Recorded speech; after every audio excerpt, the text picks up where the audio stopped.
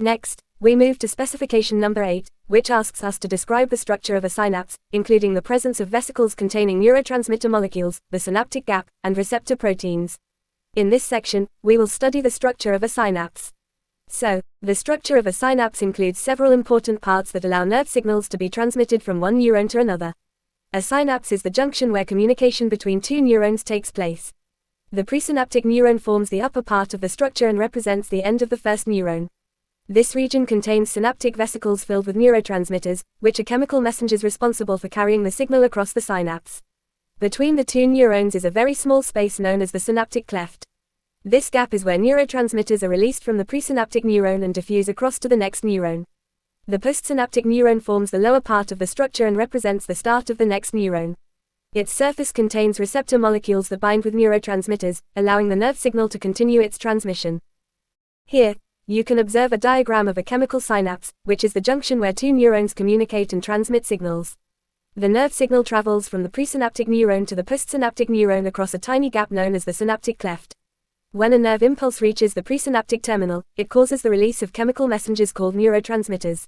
These neurotransmitters move across the synaptic cleft and attach to receptors on the membrane of the postsynaptic neuron. This interaction may either stimulate or inhibit the next neuron, depending on the type of neurotransmitter involved. Synapses play a vital role in the nervous system because they enable communication between neurons and support complex processes such as coordination, learning, and responses to stimuli. Looking at more closely, the structure of a synapse is made up of several important components that work together to transmit nerve impulses from one neuron to another. Neurotransmitters are chemical messengers that carry nerve signals across the synapse. They are responsible for passing the impulse from one neuron to the next. Synaptic vesicles are tiny sacs found in the presynaptic terminal. Their function is to store neurotransmitters and release them when an impulse arrives. The presynaptic membrane is the membrane of the sending neuron. It releases neurotransmitters into the synaptic cleft when stimulated by an electrical impulse. The synaptic cleft is the very narrow gap that separates the presynaptic neuron from the postsynaptic neuron. Neurotransmitters diffuse across this space to continue the transmission of the signal. The postsynaptic membrane belongs to the receiving neuron. It contains specialized receptor sites that detect neurotransmitters. Neurotransmitter receptor proteins, often located in ligand-gated channels, are present on the postsynaptic membrane. These proteins bind with neurotransmitters and help generate a new electrical impulse in the next neuron, allowing the signal to continue. The key labeled parts in the diagram include the presynaptic neuron, synaptic vesicles, neurotransmitters, ligand-gated channels, and the postsynaptic neuron, all of which play essential roles in synaptic transmission. This structure of a synapse supports synaptic transmission. Synaptic transmission is the process through which one neuron communicates with another neuron or an effector cell, such as a muscle or gland. A chemical synapse acts as the junction where this communication takes place using chemical messengers known as neurotransmitters.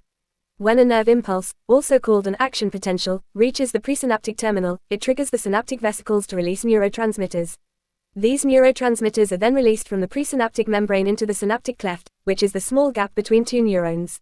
The neurotransmitters diffuse across the synaptic cleft and attach to neurotransmitter receptor molecules located on the postsynaptic membrane. When these receptors bind with neurotransmitters, they trigger changes in the postsynaptic neuron. This may either stimulate or inhibit the formation of a new nerve impulse, allowing the signal to continue through the nervous system. This entire process is essential for communication within the nervous system and plays a major role in functions such as coordination, learning, memory, and response to stimuli.